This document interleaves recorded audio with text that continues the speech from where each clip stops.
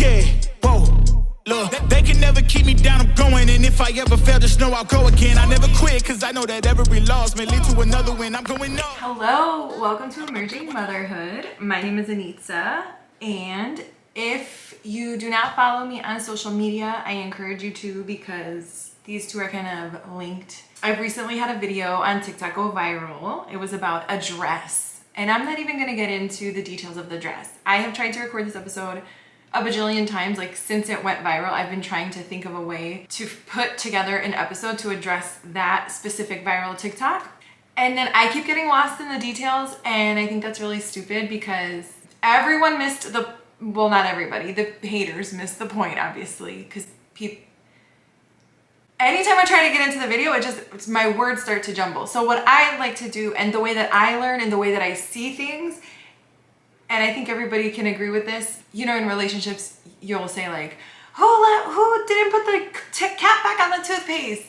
You're not arguing about the toothpaste. You're arguing about all the other things that have bothered you, and the cap on the toothpaste is just the straw that broke the camel's back for you.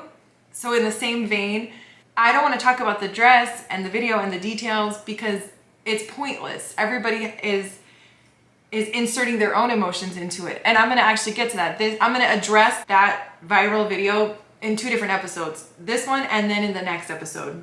And the reason I broke it out like that was because it was really funny. That video going viral had some of the biggest names in TikTok either stitch, copy, or reach out to me. And I was like, holy shit. And two that really stuck out to me that I found interesting was, and the one that I'm going to talk about today was Lee Hammock. He's Mental Healness. He has like 4 million followers. Dude is huge. Huge.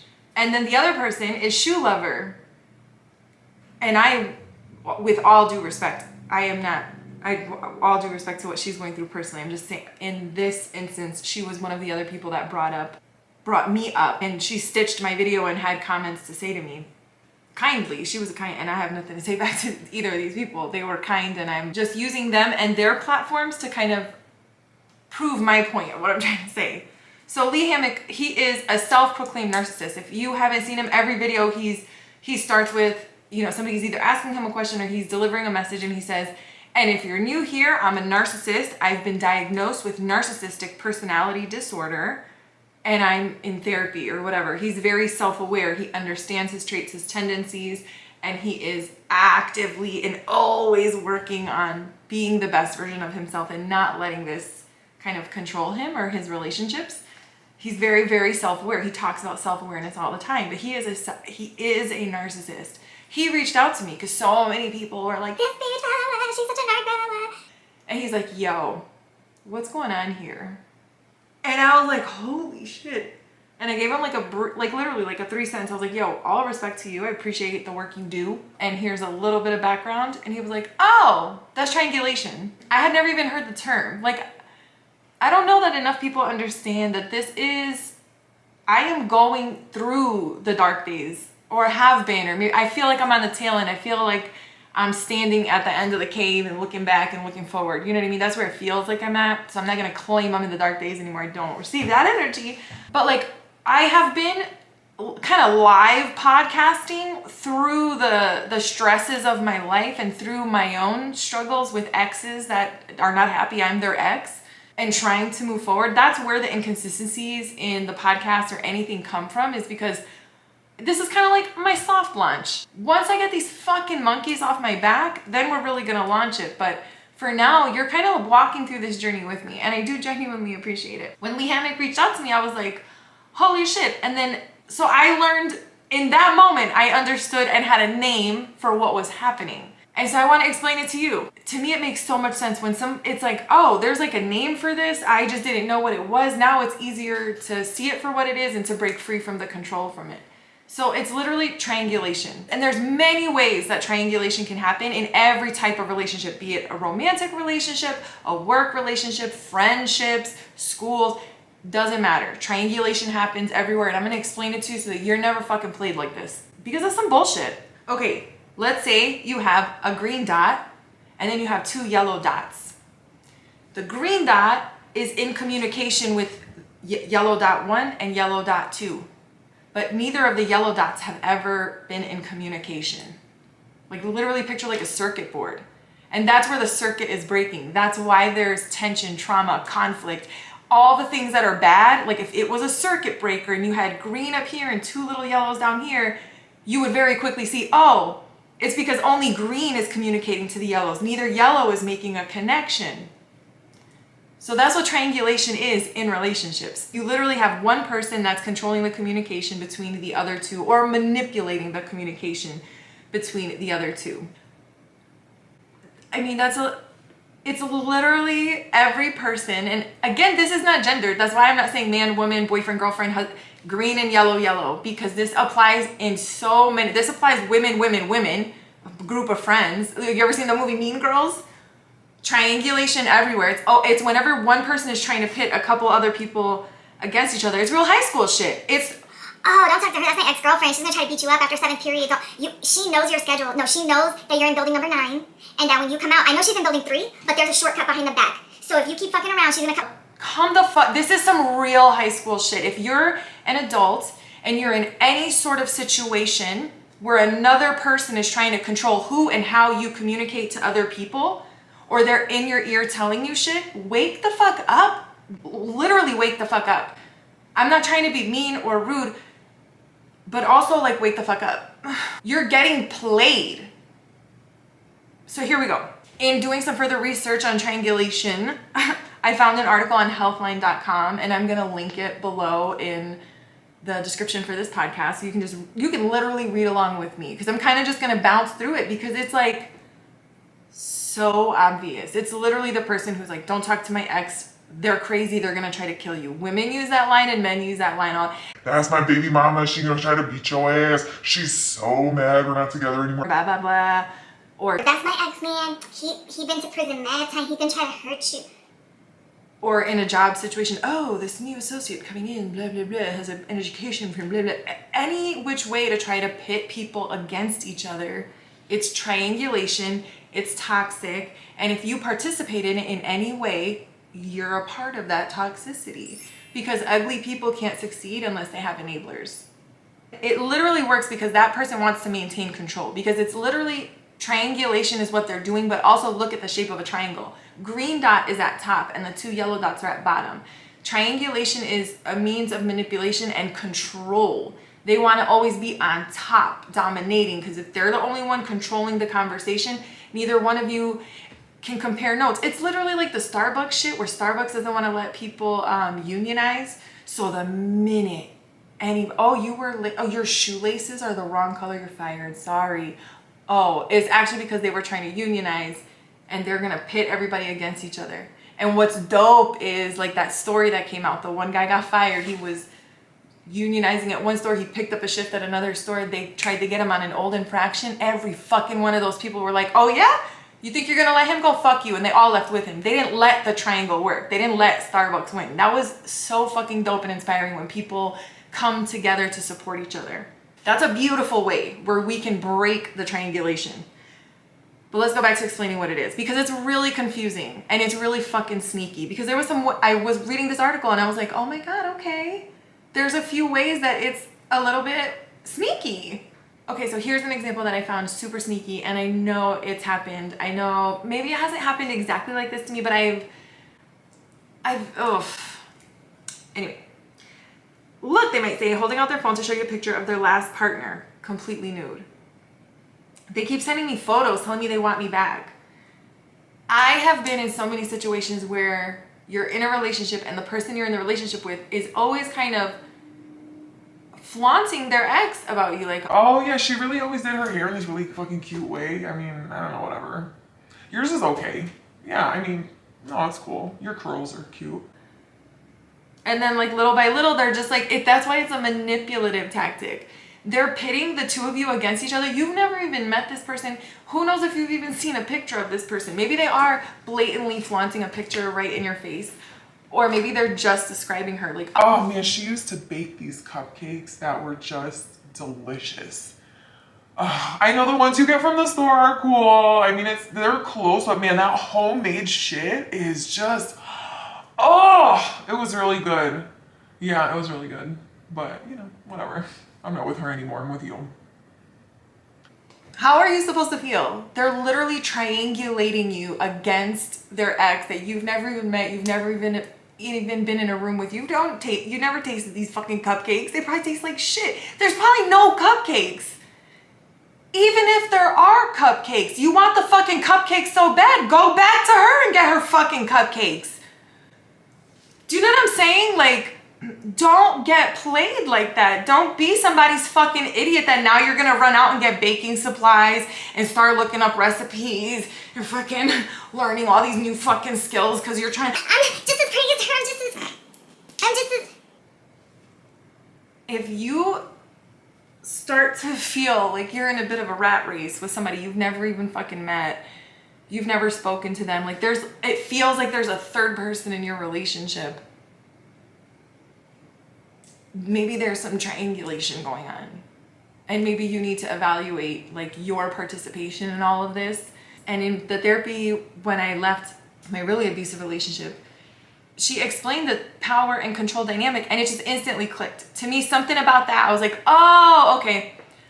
You know, when you can scale out what you're looking at instead of looking at the argument for what it is. This is not about who closed the cabinets or, you know, who bakes better. Scale, you know, like a fucking hawk, literally, like start looking at it from a bird's eye view and try to see the pattern of what's going on and the behaviors that are happening. Okay, the cupcakes are so great. What do we need to, like, confront it? Don't play into it. Just, why are we talking about the cupcakes? Like, do you know what I mean? It's just not worth it. It's a stupid fucking game that somebody's trying to get you to play. It's so, like, I didn't sign up to play this fucking game. I signed up for, like, some love and support. I didn't sign up for fucking mental gymnastics over here. Do you know what I mean? No. Just don't fucking play into that bullshit. Okay. Another way triangulation is just, like I said, like the high school example, just like, oh my God, you can't even talk to her. Block her on social media. Don't even, oh my God, or block him, block this person. Just don't, if they reach out to you, oh my God, it's so funny. If you go to Lee Hammock's page on TikTok, you don't want to listen to me, fine. I'm some little dumb bitch on TikTok. Go to Lee Hammock and watch his videos. He's actually stitched one of my videos, like giving me a little bit of credit. Like, homie has had my back quite a bit, and I appreciate it because somebody who's a self-proclaimed narcissist looks at my content and is like, and validates it. I'm not crazy. I'm not making shit up. I'm not some bitter baby mama. That's why I'm not going to get into the details of the dress. That's why it took me so long to figure out how to record this, because I was trying to get all wrapped up in the details and like defending myself.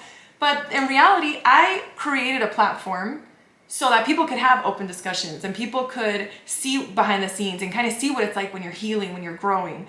And that's what I've created. And every single time a video goes viral, because this isn't the first that went viral, this is just the first that these people have found. I have a few. Every single time a video goes viral and some new haters come in, welcome to the fucking shit show. I don't really care. People are duking it out in the comments. It's starting conversations. People are clearly unloading a lot, and that's literally why I wanted a platform.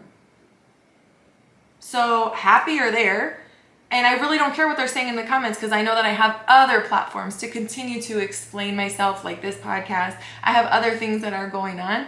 Y'all can keep bickering in the comments. I'm gonna keep chugging along. Do you know what I mean? So it took me some time to kind of get that straight and to figure it out and to figure out how to address that viral video, but I think it was super dope that such big creators reached out to me to help kind of give me that idea, like, oh, duh. So, okay, but there's other ways people can triangulate. Think about parents and children. The number one way in a family situation is like the favorite child and the scapegoat. So the parent who is, you know, lavishing out the love to one, and this one is, it's their fault, everything happened. You know what I mean? Like, why weren't you watching your younger siblings? That's why he spilled the milk, is because you weren't watching it. You're a fucking kid. You're allowed to be a kid. It's not your responsibility to watch the younger siblings. You can help. That would be wonderful. That's what we're here for, is to learn and grow and teach and to love. But it's certainly not your fault that your sibling did this, that, or the other. Do you know what I mean? I have 4 children. Believe me, I lean on the older one to help with the younger ones. But also, when something goes wrong, it's my fault. If I stepped in the other room to go get the rest of dinner and I'm coming back into the dining room and the little one spills his milk, I'm not gonna start screaming at the older one. That's not her fault. Now, if she's the one that knocked it because they were fighting, that's a different story. But do you know what I mean? When anyone in a family, or even between siblings, maybe there is an older sibling that did have to take on the role of parent. And I'm not saying that everybody who triangulates is a fucking narcissist, because if you've ever been abused, you really do learn and pick up these habits. I'm just saying, be aware. Look around yourself. Are you participating in this in any way? There's one of the funniest TikToks I've just seen is this woman, she's laughing. She's like, I went to therapy thinking everybody else in my life was wrong. And she's like, I found out I'm the problem. And it is so funny because literally look within. Take your line of thinking and try to like make its logical end. Take it to the end of thinking. Like literally do like one of those yes, no line drawings for your line of thinking. Like, I hate this person. Why? Because I was told to. Why? Because they hate them. Why? Because they were in a romantic relationship. Okay. And that doesn't make any sense when you come to the end. Do you know what I mean? Same thing with in your family. If it doesn't make any sense, it doesn't make any sense. Between friends and coworkers, the same shit. Have you ever had a best friend that says, you're my best friend one day, and then whisper behind your back the next? Another funny TikTok. These two girls sitting at a table and they're like, this is us. We've committed to not talking shit about the people we know behind their backs. So they're just sitting there at dinner eating, not talking. I can't stand the minute, I know it's like the most cliche shit that our parents said when we were little, but the minute I hear someone talk shit about somebody else, I'm immediately like, you're gonna talk shit about me? Let's hear how rough you go.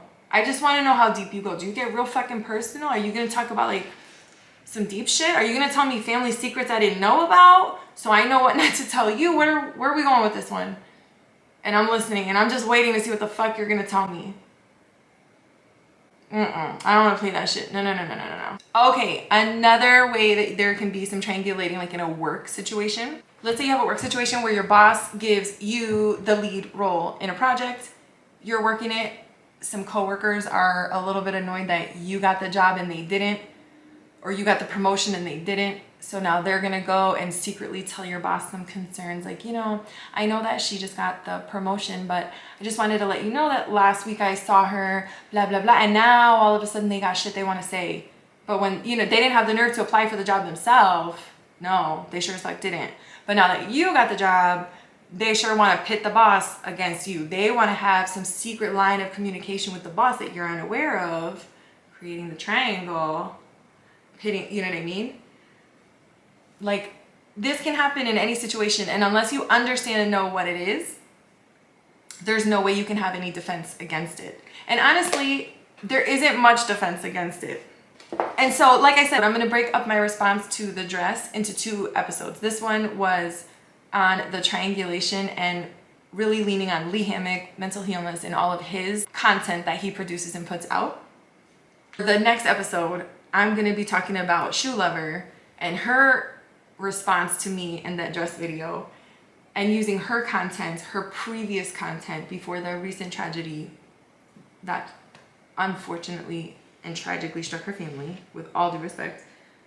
Going before that, just using her life and her experiences. And I'm going to be leaning heavily on the book Atlas of the Heart by Brené Brown.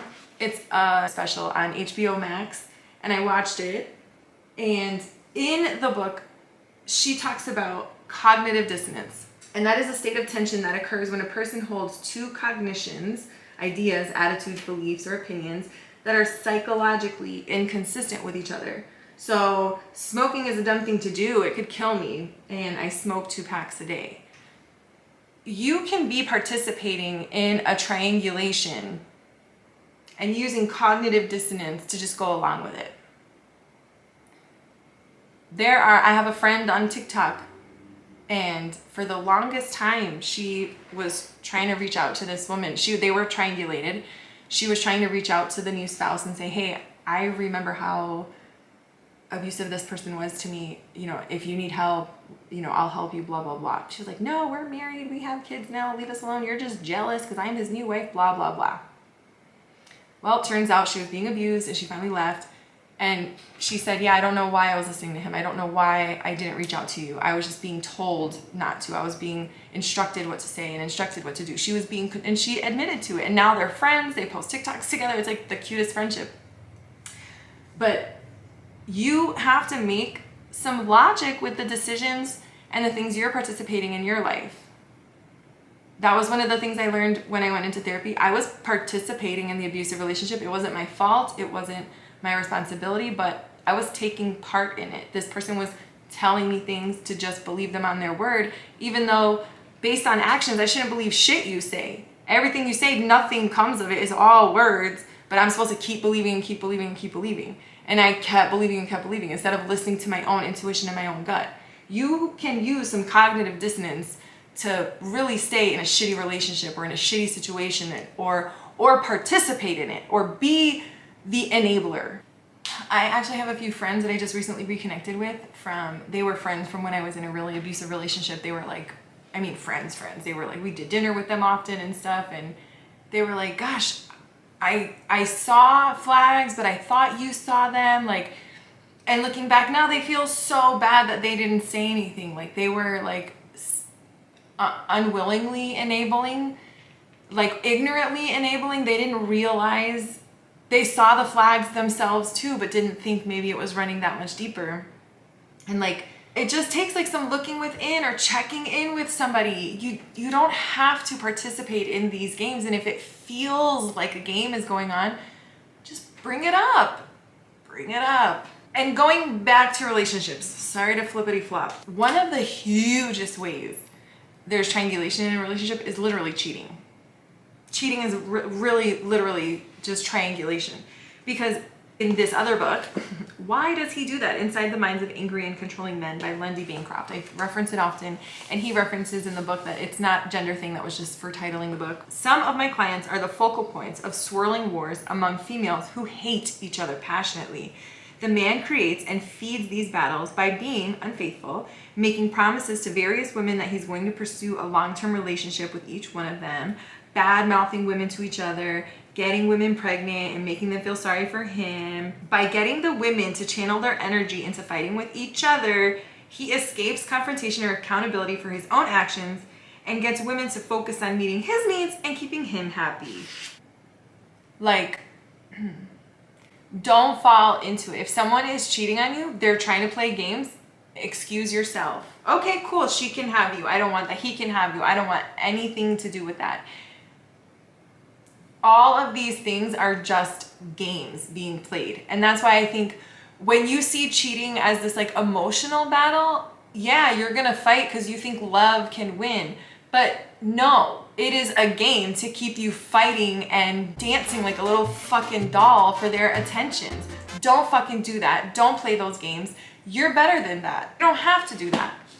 And if you're in the situation where you think maybe there is a triangulation going on, like, if everybody just had some better open communication, a lot of these situations could be avoided. So I just encourage you to look within yourself, look at the situations around you, and like participate in each other's lives in a meaningful way. And maybe we'll see the change that we're all hoping for in this world. And on the next episode, I will be talking about boundaries and vulnerability and diving deeper into the book Atlas of the Heart by Brené Brown. So if you want to get a head start with me, you can kind of thumb through that or watch it if you'd like. Thank you for listening. Thank you for being with me. Thank you for supporting me. All the links, necessary links, are in the description of the podcast. And I hope you continue to tune in. I bet when I land, they gon' tell me it's luck again. See that I'm winning, it's harder to watch. I'm setting the stage, you should give me my pride.